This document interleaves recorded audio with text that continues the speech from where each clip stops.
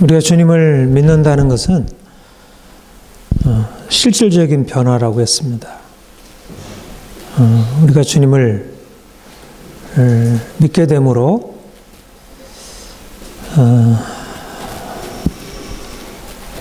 이 세상에서 사는 이제 많은 사람들이 있는데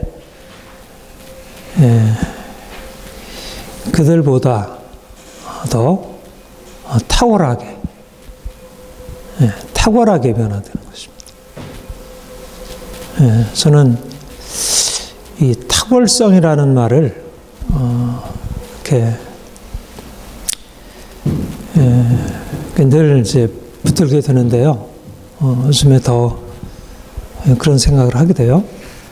믿는 사람은 더 탁월해진다. 왜 그럴까요? 왜 믿는 사람들이 더 탁월하게 될까?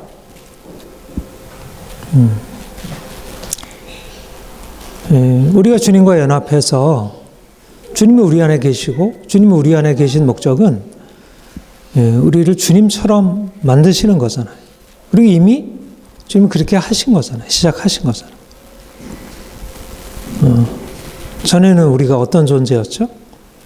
우리가 주인이었고 주 아래 있었고 그로 인해서 저주 아래 있었어요. 우리가 그것에서 벗어날 수 없었어요. 그러니까 우리 안에 너무나 큰 절망, 두려움, 이런 것이 이제 우리 인생을 장악해 왔죠. 어려서부터 모든 사람들이 그러하듯이 그러니까 우리도 이제 그런 그 범주에서 벗어나지 못했고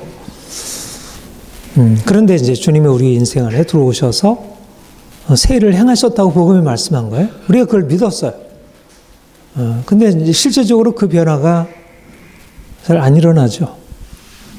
그래서 우리는 주님이 우리에게 말씀하신 것을 듣고 알고 그렇게 믿는다고 하지만 실제적으로 우리 인생 안에 하나님이 놀라운 일을 행하신 일을 믿지 않고 그걸 기대하지 않고 또 그냥 성경은 성경이고 말씀이고 그냥 내 인생은 내 인생이고 그래서 그냥 평범하게 문제 가운데서 그냥 살아가요. 여러분, 우리가 별 볼 일 없는 존재로 그냥 살아가는 게 정상일까요? 성경에서 얘기하는 너는 새로운 피조물이다. 너는 다르다.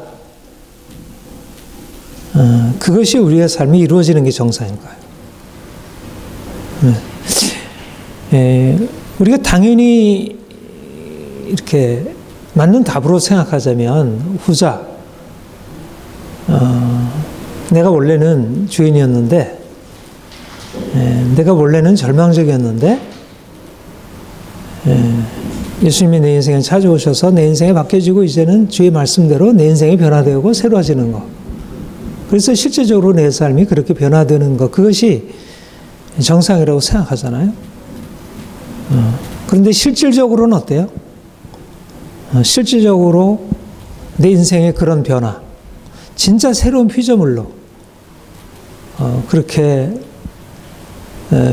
내 인생이 변화될 것이라는, 그것이 실제적인 우리의 현실이 될 것이라는, 그리고 그것이 이미 우리 안에 일어나고 있다는 사실을 믿지 않는 것입니다. 이게 이제 우리가 지금 가지고 있는 대부분의 우리 그리스도인들의 가장 근본적인 문제라는 것이죠. 그러니까 믿음이 없는 거예요. 사실 믿는다 하지만 실제적인 삶에서는 믿지 않는 것입니다. 내 인생의 변화를 기대하지 않는 거예요. 그냥 문제 안에 있는 자신의 모습에 대해서 그냥 문제 안에 있는 것으로 그냥 현실을 바라보고 그냥 인정하고 내가 의식적으로 나는 안 돼 이렇게 생각하지는 않지만 그러나 실제적으로 우리의 무의식 안에는 깊은 확신과도 가까운 절망이 그 안에 들어있는 것입니다. 인생은 바뀌는 게 아니야. 인생은 어제나 오늘이나 죽을 때까지 동일해. 바뀔 수 없어. 인생을 이제까지 이렇게 살아왔고 또 오늘도 그렇게 살고 있고 또 내일도 별로 변화가 없을 거야. 그게 우리가 우리 자신에 대해서 가지고 있는 생각, 우리 옆에 있는 지체들에 대해서, 교회에 대해서 가지고 있는 생각, 그러니까 성경에서 얘기하고 있는 예수님에 대해서 또 제자들에 대해서 사도들에 대해서 그리고 하나님이 이제까지 역사하셨던 많은 그 수많은 간증들에 대해서 우리가 듣고 알고 있지만 그러나 그것은 우리가 알고 있는 지식이지 그게 우리 실제적인 삶에서 내게 역사해서 지금 여기에 내가 그러한 변화로 들어가리라고 하는 것을 자꾸 놓쳐버리는 것이죠. 왜 그렇게 되나요? 네, 우리가 살아가고 있는 세상이 계속해서 그 거짓말을 가르치고 있는 거예요. 너희는 안 돼. 네. 요즘에 우리 아이들이 계속 그런 거짓말을 듣는 거예요. 너희는 안 돼. 너는 루저야. 너는 바꿀 수 없어. 그런데 바로 그리스도인들이 이 거짓말에 속아서 살아가는 것입니다. 이 세상이 말하고 있는 거짓말에. 인생은 바뀌지 않는 거야. 이미 운명은 지워져 있고 흙수저로 태어났고 이제 바뀌지 않는 거야. 열심히 노력해봐. 그러나 그것은 근본적으로 바뀌지 않아. 인간이 가지고 있는 것은 한계가 있고 안 되는 거야. 여러분, 우리가 특별히 무슨 죄를 져서 문제가 아니고요. 우리가 다른 사람에게 해를 가하고 내가 도덕적으로 문제가 있고 거짓말하고 뭐 잘못하고 규율을 어기고 뭐 하나님의 말씀에 불순종하고 간음하고 뭐 이래서 우리가 문제가 아니라 이 불신앙이 문제인 거예요. 우리 안에 깊은 불신앙과 깊은 절망이 문제인 거예요. 절망이라는 죄. 절망은 그냥 어쩔 수 없는 것, 두려움은 그냥 어쩔 수 없는 것이 아니라 이거는 하나님의 말씀을 거절하는 교만이고 죄입니다. 안 된다는 것은 교만이에요. 하나님께서 된다 하시는데 내 생각을 고집하는 것이니까. 내가 옳다고 하는 거니까. 하나님 말씀 틀렸다고 내 말을 고집하는 것이니까 그것은 교만이에요. 절망은 곧 교만이에요. 하나님의 말씀을 들어도 동의하지 않는 것입니다. 너는 바뀔 수 있다는 얘기를 들어도 동의하지 않는 거예요.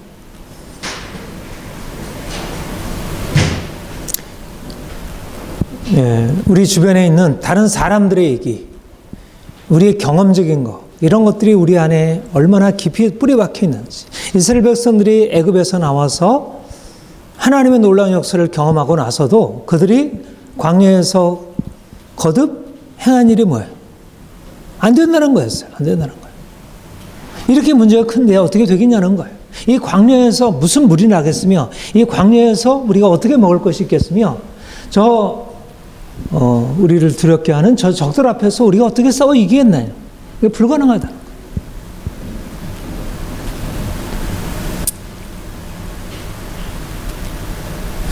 여러분, 오늘날 세상이 우리에게 가르쳐주는 거 뭐예요? 힘이 있어야 하고 능력이 있어야 하고 지식이 있어야 하고 무엇보다 돈이 있어야 한다고 생각하세요. 근데 그게 없잖아요. 현실을 바꿀 수 있는 그런 자원들이 우리에게 없잖아요. 돈도 없고 지식도 없고 배경도 없고 옆에 있는 사람도 없고 뭘 가져가겠어요? 아무리 애써봐야 안 되는 거잖아요. 너무나 절망이 당연한 게 아니에요? 우리 현실 속에서 살다가 사람들과 함께 이렇게 만나서 그들과 함께 그들과 그들의 생각을 함께 이렇게 나누다 보면 어느 사이에 그 확신이 내게 들어와. 그들이 가지고 있는 아주 견고한 확신이 내 안에도 들어와서 맞아. 처음에 그게 아니라고 생각하고 뭔가 믿음으로 이제 씨름해야지 생각하다가 옆에 사람들이 그렇게 얘기하고 내 삶에서 아무리 노력해도 내가 갑자기 뭐 돈을 벌 수 있는 것도 아니고 지식이 생기는 것도 아니고 내 안에 어떤 실력이 생기는 것도 아니고 늘 동일하게 되니까 그냥 그 확신을 그냥 받아들이는 거예요. 여러분, 우리가 날마다 패배하는 것입니다. 현실 속에서. 하나님은 하신다고 하는데 하나님은 네가 할 수 있다. 너는 새로운 피조물이라 하시는데 할 수 있거든이 무엇이 말이냐. 믿는 자에게는 능치 못합니다 하시는데 그러나 여전히 우리 안에는 그 할 수 있다시 하나님의 말씀을 듣고 거기에 반응하기보다는 주변 사람들이 말하는 할 수 있으려면 돈이 있어야지, 지식이 있어야지, 사람이 있어야지, 배경이 있어야지, 이러이러한 조건이 있어야지라는 그런 조건들과 이런 것들을 가지고 당연한 이성적인 논리를 가지고 설득하고 그게 없잖아. 그러니까 당연히 안 되지. 그러니까 노력 안 했잖아. 안 되지. 예. 잘 생각해 보라고. 네가 가지고 있는 생각이 얼마나 합리적인지, 얼마나 합당한 것인지를 잘 생각해 봐. 안 되는 것이잖아. 예. 사람들은 오늘날 합리적으로 살아가고 있고 그 합리적으로 살아가는 것을 따라가야지. 만약 그 합리적인 생각마저 내려놓고 안 된다는데도 계속 무모하게 나가게 되면 어리석게 되는 것이고, 그러면 내가 지금 가지고 있는 그나마 것까지도 다 잃어버린다고 생각하는 거예요. 그러니까 그냥 거기에 동의하고 따라가는 거예요. 맞아. 내가 하려고 했던 것이 어리석은 생각이었어. 그냥 따라가야지. 근데 주님은 거짓말이라는 거예요. 거짓말에 속고 있다는 거예요. 합리적인 그 생각이 맞지 않는다는 얘기예요. 너무나 당연한 얘기가 틀렸다는 얘기예요. 전문가들이 하는 얘기가 틀렸다는 얘기예요.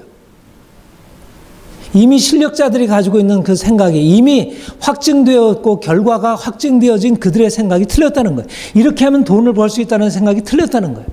이렇게 하면 성공할 수 있다는 생각이 틀렸다는 거예요. 이렇게 하면 행복할 수 있다는 생각이 틀렸다는 거예요. 너는 이러하기 때문에 안 된다는 그들의 오래된 논리가 너무나 모든 사람이 동의하고 따라가는 그 논리가 틀렸다는 얘기예요. 민주주의 논리가 틀렸다는 얘기예요. 다수가 따라가는 게 틀렸다는 거예요. 성경의 얘기하기는. 하나님이 얘기하시는 것은, 성령께서 우리에게 말씀하는 것은 하나님께 나아가서 기도하고 들어보면 사람들이 동의하고 따라가는 게 틀렸다는 얘기예요. 그걸 따라갔다는 죽는다는 거예요. 사람들이 다 따라가는데 한 사람도 여유 없이 모두가 다 동의하고 따라가는데 그대로 따라갔다는 죽는다는 거예요. 학교 제도를 따라갔다면 죽고, 오늘날의 정치 제도를 따라갔다면 죽고, 오늘날의 경제 시스템을 그대로 따라갔다는 죽는다는 거예요. 다들 그것을 지금 못해서 크게 두려워하고 불안하고 그렇게 하는데 따라가면 죽는다는 거예요. 거기서 빨리 벗어나오라는 거예요.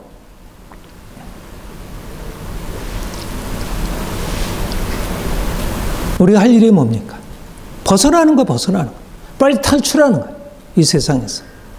애굽에서 빨리 엑소도스 하는 거예요. 그리고 그 오랫동안 거기에 살면서 익숙해진 우리의 오래된 생각을 벗어버리라는 거예요. 세뇌당해 있는 거예요. 우리 안에. 계속 그 생각이 맴도는 거예요. 이렇게 탁월해야 되고, 이렇게 올라가야 되고, 이렇게 노력해야 되고, 이렇게 애써야 되고. 그렇게 하면 안 되고, 안 되게 되면 그걸 당연하게 자신의 운명을 받아들이고 그냥 순응하고 살아가고, 그게 오늘날 세상이 우리에게 가르치는 바예요. 하루 종일 그것을 가지고 노력하고 내년도 그것을 가지고 위해서 노력하고, 그것이 우리 인생이라고 잘못 착각하고 있는 것입니다. 사람들이 정상이라고 하는 것은 착각이에요. 거짓말이에요. 그 거짓말을 그대로 받아들이고 살아서는 안 된다는 거예요. 무엇보다도 소크라테스 철학이 의심하는 거라 그랬잖아요. 질문하는 거. 데카르트 철학이 의심하는 거. 칸트 철학이 비판하는 거. 사실 철학이나 과학이 비판하고 의심하고 질문하는 것에 어떤 본질이 있다면 기독교 신앙은 그보다 더 철저한 비판과 부정이에요. 따라가는 게 아니에요. 순응하는 게 아니에요. 이 세상의 논리와 이 세상의 질서를 따라가는 것은 이미 이건 죽은 거고, 이것은 이미 패배한 것이고, 거기서 뭘 결과적으로 내가 잘못했기 때문이 아니라 따라갔기 때문에 문제가 있는 거예요. 따라갔기 때문에. 따라가서 잘한 것이 성공한 게 아니고 따라가서 잘한 것이, 그것이 오히려 실패한 거예요.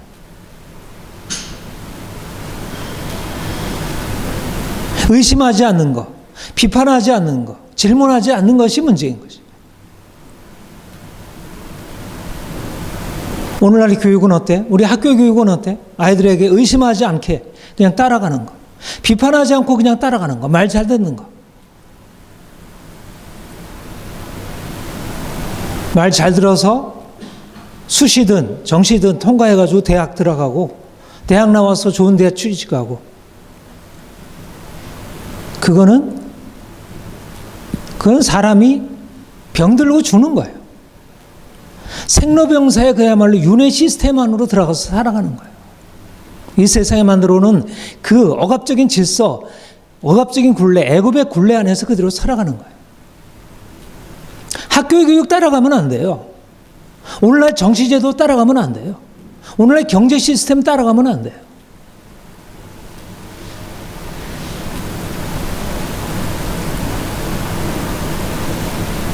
우리가 주님을 따라가는 것이고, 주님을 따라간다는 것은 의심하는 것, 비판하는 것, 질문하는 것이에요.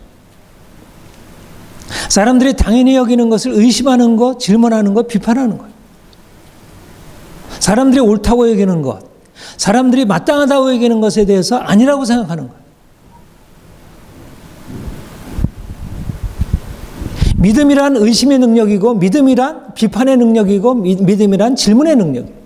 질문할 수 없는 것에 대해서 질문하는, 이제까지 너무나 당연히 여겼던 권위에 대해서 질문하는 거예요. 이제까지 너무나 당연히 여겼던 법칙, 규칙에 대해서 질문하는, 과연 그런지, 전문가들의 얘기에 대해서 질문하는 거예요. 과연 전문가의 얘기들이 맞는지, 의사의 얘기에 맞는지, 약사의 얘기에 맞는지, 교수들의 얘기가 맞는지, 과학자들의 얘기가 맞는지 질문하는 거예요. 그들이 진리를 얘기하고자 않다는 거예요. 그들이 진리를 독점하고 있기 때문에 오히려 우리의 삶을 망가뜨리고 있지. 오늘날 정치가들이 우리나라를 세우고 있나요? 망가뜨리고 있지.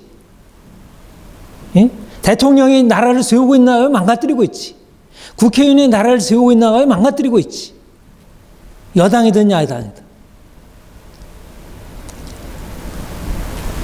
이 세상의 질서가 정상적인 질서가 어디 있어요? 제대로 정상적인 게 된 게 없죠.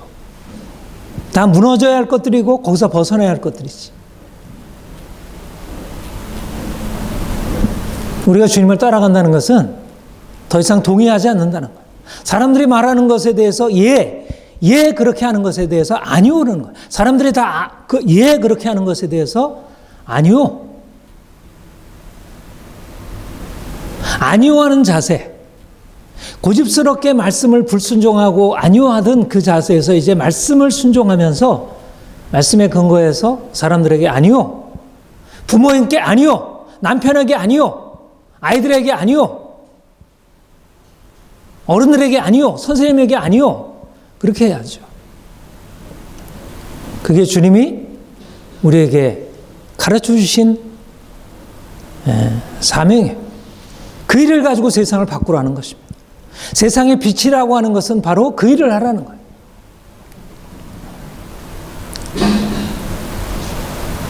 세상이 어두운데 어둠을 어둠이라고 하는 게 빛이죠. 그렇죠? 어둠을 빛이라고 한다면 그건 어둠이지. 이 세상이 어둠인데 그걸 왜 빛이라고 해요? 어둠을 어둠으로 보지 못하고 그 안에서 살고 있는 사람들이 어둠이지. 아니오를 할 줄 모르는 것이 어둠인 것입니다.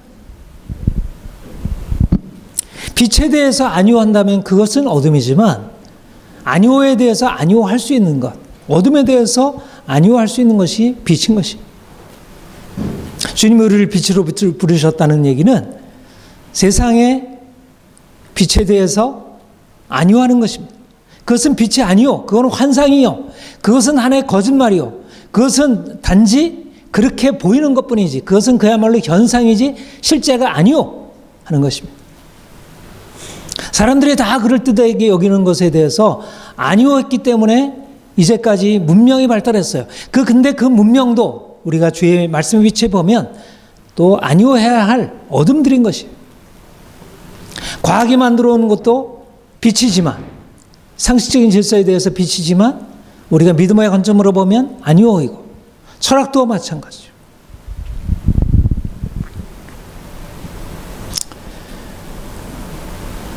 이것이 새로운 피조물이에요.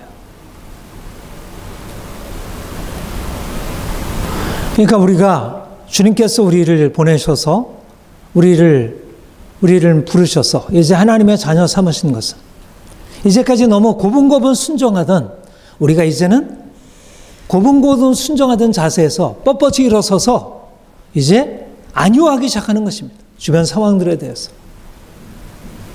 응? 남편에 대해서 안위하기 시작하는 것입니다. 어른들에 대해서 안위하기 시작하는 것입니다. 주변 사람들이 조용해, 이렇게 따라야지. 그래서 프로이트가 말한 대로 이미 우리 안에 남들이 말하기 전에 이미 초자가 들어있어요. 내 안에 나를 명령하는, 그렇게 해서는 안 돼. 초자가 명령하고 자아는 거기에 순응하고 따라가고 있고, 이게 이미 굳어진, 그래서 사회화라 그러죠. 사회가 요구하는 명령에 충실히 따라가는 것. 아이는 이때 학교 들어가야 하고, 남자들은 이런 여자들 만나야 하고, 여성들은 이런 남성 만나야 하고, 결혼은 몇 살에 해야 돼? 그런 걸 누가 정해놨어요? 왜 그걸 따라야 돼? 남자는 이렇게 해야 되고 여자는 이렇게 해야 되고, 학교는 이렇게 들어가야 하고, 이런 사람이랑 만나 결혼해야 되는 걸 누가 정해놨어요? 그걸 왜 따라야 해요? 주변 사람들이 그걸 따르면서 그거 안 한다고 뭐라는 것에 대해서 왜 거기에 대해서 주눅들어 할 필요가 있겠어요? 학교 안 들어간 게 뭐가 문제가 되겠어요? 공부를 저쪽에서 뭐 시키는 거 못하는 게 무엇이 문제가 되겠어요? 하는 게 문제가 안 되는 거예요. 오늘날 사람들이 우리에게 부여하는 규칙들, 많은 규범들은 사실상 쓸데없고 우리 인생을 망가뜨리는 것, 우리 인생을 왜곡되게 하는 것, 우리 자신을 다 잃어버리게 하는 것, 이걸로 가득 차 있는데 거기에 동의하고 따라간 게 문제이지, 따르지 않은 게 문제가 아니라.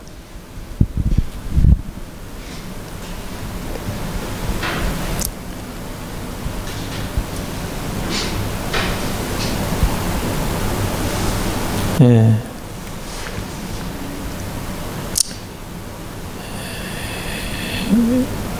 그러니까 실질적으로 우리가 믿음이라는 것을 추상적으로 가지고 있는 게 아니라 실질적으로 우리의 삶에 있어서 우리가 이제까지 속해 있었던, 너무나 당연하게 받아들였던 현실적인 삶의 구조들, 또 우리의 의식들, 이것을 벗어버리고 거기서 나오는 것입니다.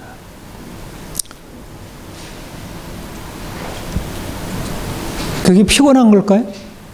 피곤한 거는 그게 피곤한 게 아니에요. 우리를 피곤하게 하는 이 세상에 그냥 젖어 사는 게 피곤한 거지. 거기에 따라야 한다고 하는 그 생각이 우리를 피곤하게 만드는 거지. 예. 고분고분 따라 살아가는 게 피곤한 거지. 왜냐하면 우리가 가지고 있는 본성을 거슬러 행하는 거니까. 우리의 본성은 그렇게 따라하는 게 아니거든. 우리의 본성은 그야말로 자유롭게 하는 거거든. 아이들이 그렇듯이. 근데 아이들이 태어나면서부터 부모에 의해서 길들여가지고 고분고분하는 것으로 자신들이 가지고 있는 그 자기의 본성을 다 잃어버리고 고분고분하는 존재로 만들어졌어요. 그게 피곤케 하는 거예요. 그러니까 내 본성이 살아나면 그것도 누려야 되니까 얼마나 피곤해요.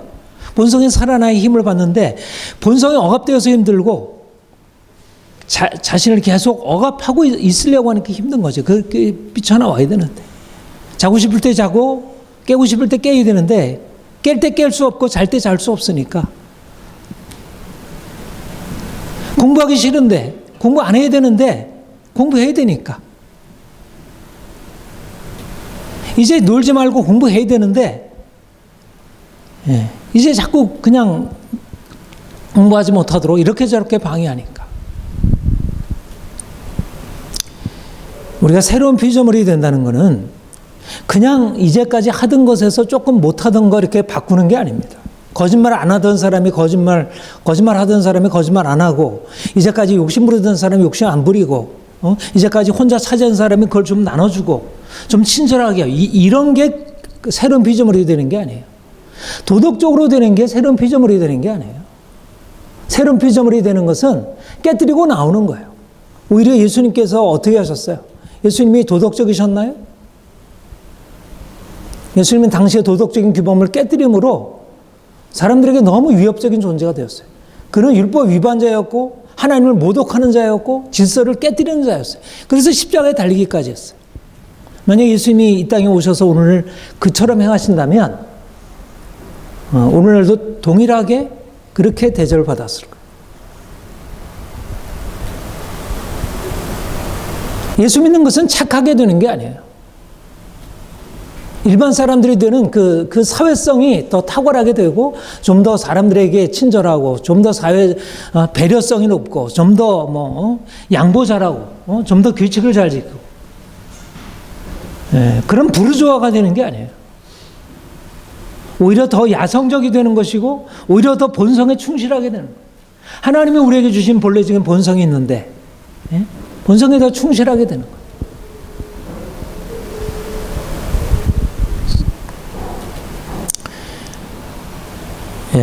요즘에 이제 심리학이나 상담학을 보면 사람들이 얼마나 이렇게 억압이 되어 있는지 그런 걸 많이 보여주죠. 심리학이나 상담학에서 보면 기독교 신앙이 너무나 피곤한 거예요. 너무 억압되어 있는 거예요. 인간 본성을 너무 억압하고 있는 거예요. 인문학적으로 보면 너무 크리스찬들이 매여 있는 거예요. 자기의 사고를 자유롭게 하지 못하고 남들이 시킨 것을 그냥 따라가고 있는 거예요. 그게 믿는 사람 되는 걸까? 사람들은 보다 자유롭게 해서 보다 이쪽 저쪽 다 생각할 수 있는데, 믿는 사람들은 그냥 이거 해, 이거 하지 마라, 동성애 하지 마라, 거짓말하면 안 돼, 다른 사람 거 이렇게 하면 안 돼. 그러고 따라가는 게 그게 크리스찬 되는 걸까요?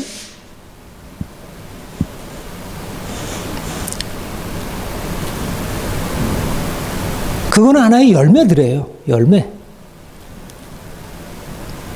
그보다 더 중요한 것은 내가 이제까지 살아왔던, 이제까지 나의 인생에서 내가 얼마나 잘못된 근거 위에서 살아왔는지. 여러분, 왜 이렇게 착하게 되죠? 정말 도덕적이기 때문에 착하게 되나요? 이기심이에요, 이기심. 착한 것도. 내가 착해야 사람들이 나를 인정해 줄 테니까.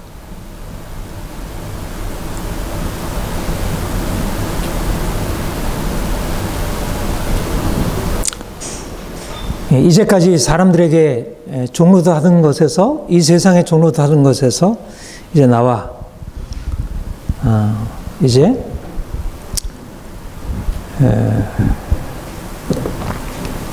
정말 주님이 우리에게 말씀하시고 기대하시는 것으로 변화되길 소망합니다. 우리가 주님을 따라간다는 것은 사실 인간이 되는 거예요. 제대로 된 인간이 되는 거예요.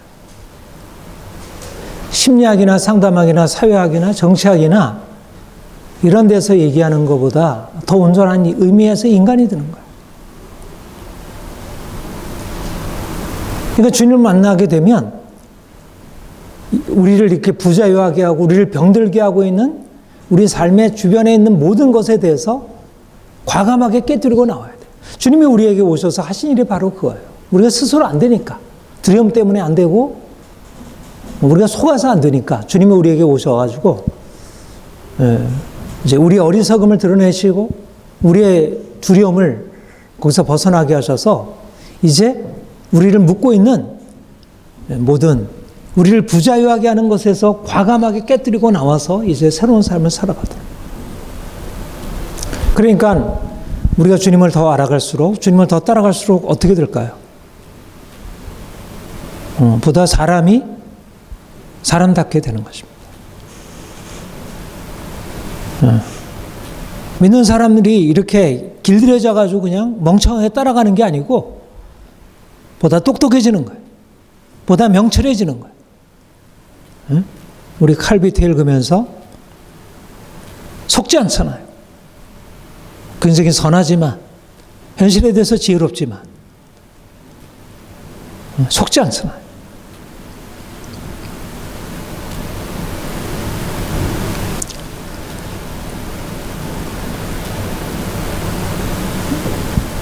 우리가 주님을 만남으로 그런 변화가 더 온전하게 일어나기를 소망합니다.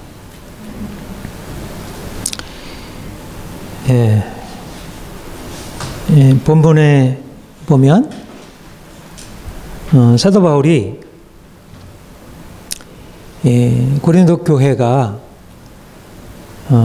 바울파, 아볼로파 이렇게 나뉘어 있다는 것에 대해서 크게 문제 제기를 하죠. 사실 이제 이 편지에 고린도전서 편지 서두에서 이제 이 문제를 지적을 했어요. 바울파, 아볼로파 그들이 이제 서로 나누고 싸우게 되는 이유는 말하자면 지도자들을 바라보는 그들의 관점에 있어서 자신들이 따르고 있는 지도자가 바울이면 바울에 대해서는 굉장히 대단하게 여기고, 그리고 아볼로에 대해서는 이렇게 비판적으로, 부정적으로. 그리고 아볼로를 따르는 사람은 바울은 이러저러하게 문제가 있고, 그래서 아볼로 같아. 그래서 이제 양자를 비교하면서 차등을 둔 거예요. 그러니까 바울이 열등하냐, 바울이 우월하냐, 아볼로가 우월하냐. 누가 누구보다 더 존경하고 따라야 할 존재인가. 양자를 비교하고, 그래서 내가 바울파라고 하면 아볼로와 아볼로파에 대해서 막 비판하고, 아볼로파라고 하면 바울과 바울파에 대해서 비판하고. 말하자면 차등이 있고, 하나는 우월하고 열등하고, 하나는 이렇게 좋고 하나는 이렇게 못하고, 하나에 높고 낮고. 이게 바로 이제 고린도 교회가 서로 분열하고 싸우게 된 근본적인 원인이었어요. 여기에 이제 중요한 원리가 오늘 이제 두 가지 중에서 하나만 얘기를 하겠습니다. 하나는 평등의 원리와 차별의 차이의 원리, 두 가지를 가지고 제 생각을 할 수 있는데, 사도 바울이 바울이나 아볼로가 차별이 없다는 거예요. 근본적으로 그들은 같다는 것입니다. 말하자면 고린도 교회 성도들이 생각했을 때 바울이나 아볼로가 나 이러면서 서로 싸웠다면 마치 예수님의 제자들이 누가 크냐 이렇게 경쟁하듯이. 그런데 바울은 아볼로든 나 바울이든 그런 차별이 없다. 누가 높고 낮음이 없다. 둘 다 동등하다. 여기 본문에 뭐라고 얘기했냐면 우리는 하나님이 주신 사역자들이요, 우리는 하나님의 동역자들이요, 그렇게 얘기를 해요. 둘 다 하나님이 지으신 사람들이고 우리 스스로가 된 것이 아니라 하나님께로부터 받은 것이다. 그러니까 하나님께 받았으니까 나를 스스로 내세울 것 없고, 하나님께 받았기 때문에 또 존귀하고. 그러니까 두 가지 측면이 다 있는 거예요. 바울은 바울의 특성이 있고 아볼로는 아볼로의 특성이 있지만, 그러나 둘 다 하나님께로부터 받았다. 하나님이 주셨고 하나님께로부터 받았다는 사실이 공통된 사실이에요. 이게 말하자면 하나됨, 분쟁을 그치게 하는 가장 결정적인 요소라는 거죠. 왜 분쟁하게 되나요? 왜 싸우게 되나요? 서로 하나는 높고 하나는 낮다고 여기니까. 그래서 싸우게 되는 것입니다.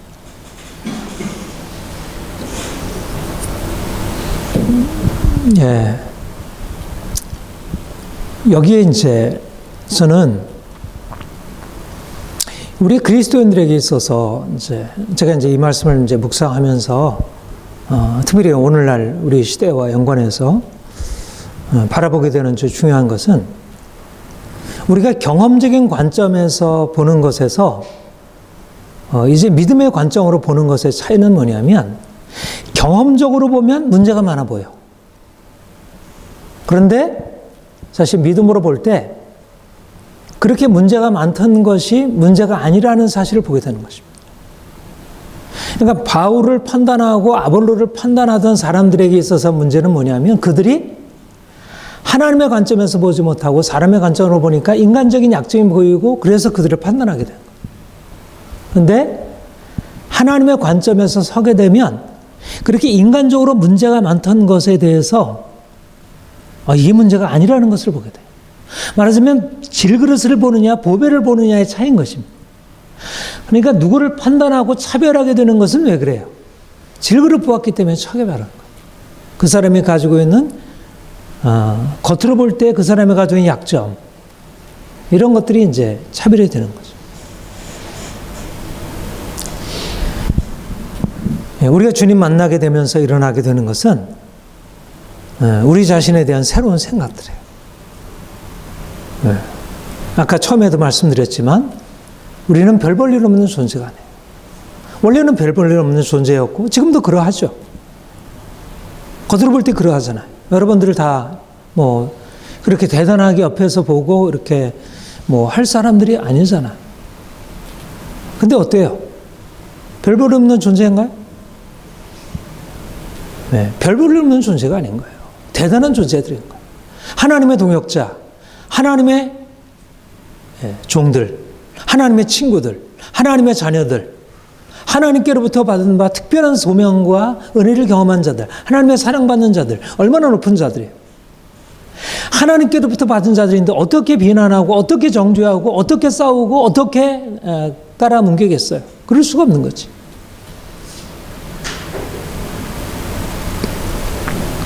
다른 사람에게 판단하고 정죄하기 전에 문제는 뭐예요? 우선 우리 자신의 내가 왜 다른 사람에 대해 정죄하고 부정하게 되는 줄 아세요? 왜 다른 사람을 비판하고 왜 다른 사람의 약점이 그리도 싫고 어떻게든지 저것을 끌어내어서 그것을 드러내어서 뭔가 상대방으로 하여금 이렇게 이제 그 사람을 그런 것으로 이렇게 딱 규정해 버리려고 할까? 자기 자신에 대해서 그런 생각이 있는 것입니다. 아까도 얘기했듯이 안 된다는 생각이 있는 거예요. 바뀌지 않는다는 자기에 대한 깊은 절망이 있는 거예요. 그러니까 그것을 상대방에게 투사하고 있는 거지. 우리가 주님 만나서 일어나는 변화가 뭘까요? 어떻게 하면 우리가 다른 사람의 그 부정적인 것을 보고 판단하고 서로 싸우지 않을까요? 내가 교만해서 그렇기도 하지만 내가 내 안에 있는 깊은 절망이 있어서 절망을 바꿀 수 없다고 하는 생각 때문에 그래요.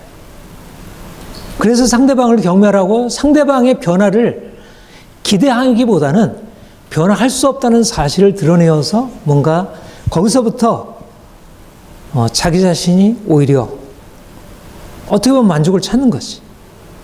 자기 자신을 부정하는 것은 힘겨우니까. 여러분 자신에 대해서 어떻게 생각하세요? 자신에 대해서 희망이 있으세요? 정말 하나님이 나를 존귀하게 하셨다는 사실에 대해서 감격과 감사와 그래서 앞으로 하나님이 나를 그렇게 변화하실 것이라고 하는 놀라운 기대에 대해서 하나님 감사해요. 내가 어떻게 그렇게 될 수 있을까? 날마다 그렇게 추구하고 나가세요? 그런 추구가 없다면 반드시 다른 사람에 대해서 비판하고 부정하고 정죄할 수밖에 없어요. 내 안에 하나님이 나에게 주신 것에 대한 긍정과 내가 앞으로 일어날 변화가 없으면 내 안에 깊은 절망이 없으면 내가 가지고 있는 판단과 내 자신이 그렇지 못한 사실을 자기에겐 적용하지 못하니까 사람들에게 적용해서 너희게 문제잖아. 너희게 문제잖아. 계속 그렇게 해서 상대방을 부정하는 거예요. 네, 이해가 되세요? 이게 심리학적인 투사라는 개념. 다른 사람을 판단하는 사람은 사실 자기를 사랑하는 사람이 아니고 자기에 대해서 교만한 사람 같지만 사실 자기에 대해서 깊은 절망이 있는 사람. 자기의 수준은 높죠. 자기가 가지고 있는 기준은 높지만 그러나 기준을 달성할 수 없다는 깊은 절망이 있어요. 그러니까 바꾸지 않으려고 해요. 바꿀 수 없다고 생각하고. 바꿀 수 없다고 생각하니까 다른 사람은 비난하는 것에서 만족을 얻는 거예요. 자기가 가지고 있는 붙들고 있는 것을. 그러니까 다른 사람을 판단할수록 그 사람에게는 긍정의 마인드가 없어요. 아주 비판적이고 시니컬하고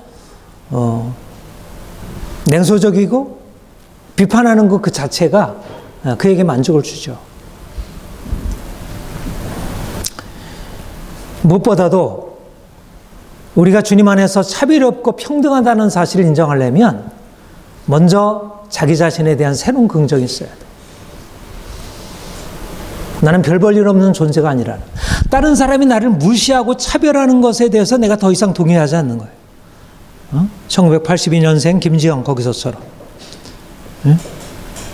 왜 여자가 남자들에 대해서 남자들로 인해서 왜 무시를 당해요? 무시를 당하면 안 되죠. 왜 어른들에 대해서 아이들이 왜 무시를 당해? 나를 무시하는 어른들에 대해서 왜 동의하고 따라가요? 동의하면 안 되죠. 나를 무시하는 선생에 대해서 왜 동의를 해요? 동의하면 안 되죠. 나는 그렇게 열등한 존재가 아닌데. 응?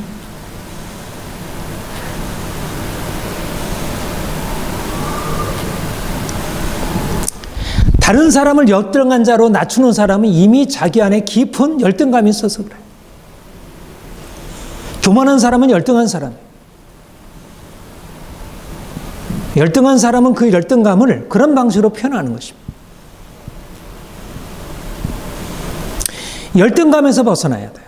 열등감에서. 그리고 제가 랑시르라는 프랑스 철학자의 요즘에 이제 그 글을 읽으면서 크게 공감하고 도전을 받게 되는데, 열등하지 않다는 거예요. 누구도 열등하지 않다는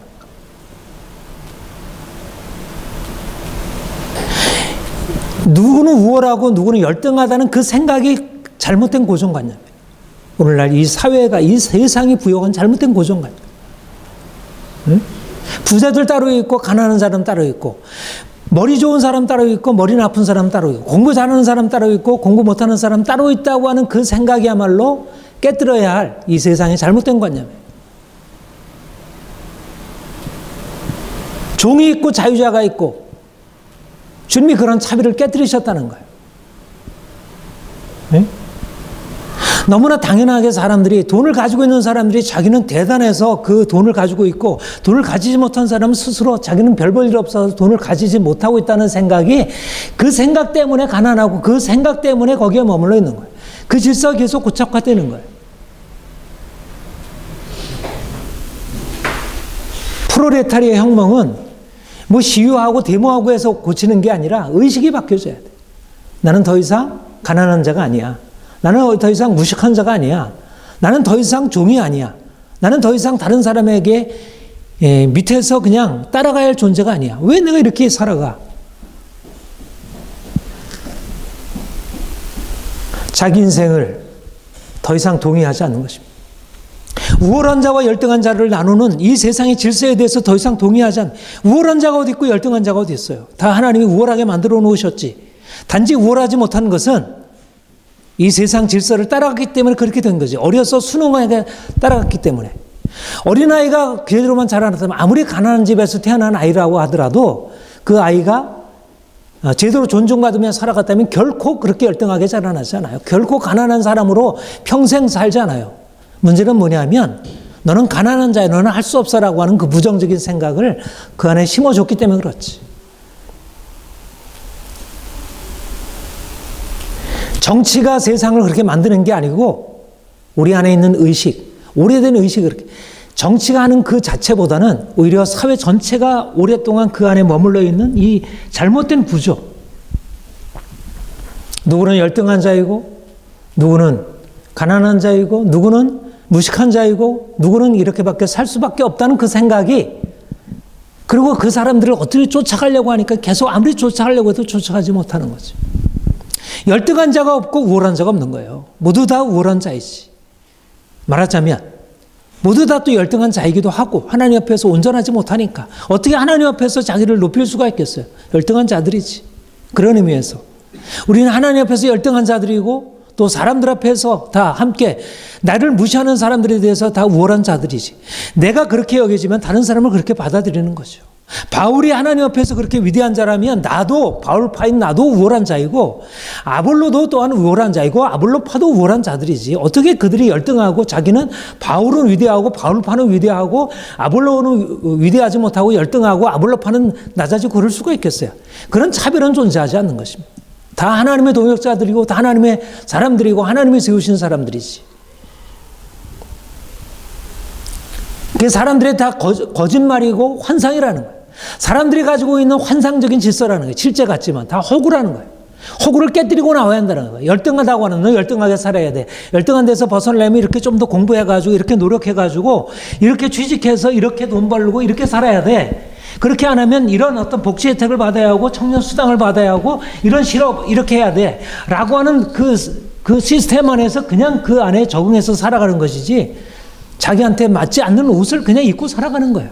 다 벗어버리고 원래 하나님이 내게 주신 게 뭔지 하나님이 내게 주신 그 원래 주신 그 우월한 것 그 탁월한 것을 살려내야 되는 거예요. 그 가능성 그 지금 묶여있는 가능성을 살려내야지. 내 안에 예술적인 가능성을 살려내고 지적인 가능성을 살려내고 내 안에 있는 정치적인 가능성을 살려내고 우리가 사람들로 할 수 있는 그 가능성을 왜 이렇게 주눅 들어서 왜 죽쳐서 인생을 그렇게 허비하고 있느냐는 거예요.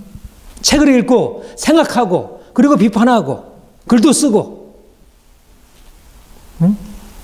남들이 하라는 대로 그냥 따라가는 게 아니고 남들이 안 해놓은 거 그냥 따라가는 게 아니고 남들이 한 거 듣고 자기 걸 만들어 가야지. 자기 거, 자기만의 것, 고유한 것. 그리고 사람들로 하여금 그렇게 하도록 그렇게 깨워줘야지. 우리의 사명이 뭐냐면 사람들이 다 열등하다고 이렇게 눌려있고 사람들을 열등한 자로 이렇게 묶고 있는 그런 잘못된 이 차별적인 질서를 깨뜨리는 것입니다. 헬라인이나 유대인이나 남자나 여자나 종이나 자유자나 그리스도 안에서 하나이니라. 차별이 사라졌다는 거예요. 예수님이 오셔가지고. 주님을 만나기 전까지 우리가 율법 아래 있었고 그 율법이 규정한 대로 너는 옳고 너는 그르고 너는 우월하고 너는 낮고 너는 지켰고 너는 지키지 못했고 그래서 이렇게 살아야 하고 여기에 보응받는 게 이게 정의이고 말하자면 그 사회 질서를 따라가는 게 정의예요.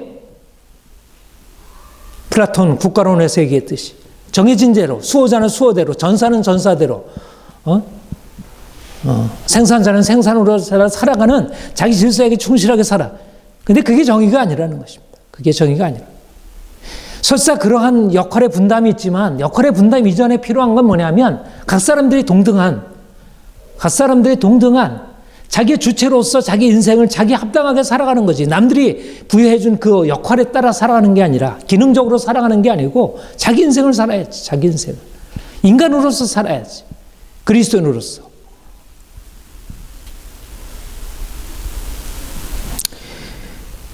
예. 오늘날 세상은 불평등한 것입니다. 우리가 주님을 믿는 것은 불평등한 세상을 평등한 세상으로 바꾸라는 것입니다. 우리가 칼비태에서도 칼비태에게 일어난 일만이 아니라 거기도 그런 얘기를 하잖아요. 누구든지 그럴 수 있다는, 누구든지 천재가 될 수 있다는 거예요. 누구든지 9살에 6개국어를 할 수 있다는 거예요. 그 가능성이 다 있다는 거예요. 꼭 그렇게 할 이유는 없지만 그만큼 남다른 무엇인가를 나타낼 수 있다는 것입니다. 그러면 자녀들을 그렇게 교육을 해야겠다.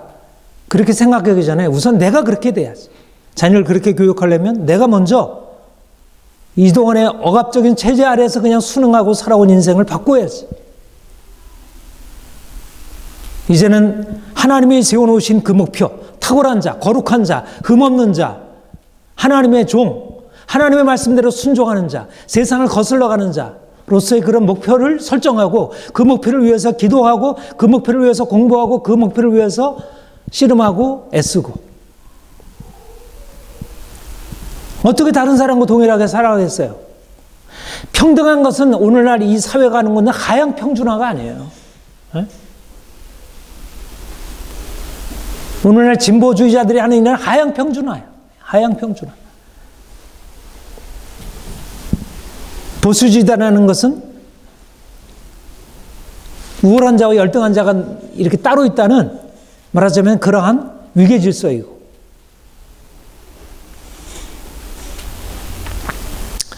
다 하향 평준화입니다.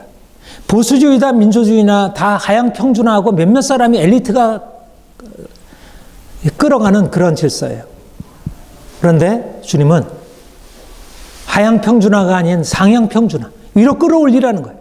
그리고 자신부터 끌어올리라는 거예요. 그리고 사람들을 끌어올리라는 거예요. 알 수 없다고 하는 생각에 그 거짓말에 속아 살던 사람에게 이제 할 수 없는 게 아니야. 사람들을 자극하고 사람들에게 도전을 주고 그래서 하나님이 그들 각자에게 주신 놀라운 가능성을 끌어내라는 것입니다. 예, 하나님이 우리 인생 안에 이미 세일을 시작하신 것입니다. 예, 우리가 지금 주님께서 우리를 이끌어가는 그 방향성, 하나님이 우리를 놀라운 비전으로 이끌어 가시려고 하는구나. 우리를 정말 자유케 하시려. 우리를 이 억압의 질서에서부터 해방하시려는구나. 율법을 깨뜨리고 이제는 하나님의 놀라운 새로운 하나님의 통치가 있는 것. 그것으로 우리를 이끌어 가시려고 하는구나. 우리가 주님의 비전을 우리가 온전하게 깨닫기 원하고 거기에 온전히 순종하며 나아갈 소망합니다. 우리 기도하겠습니다.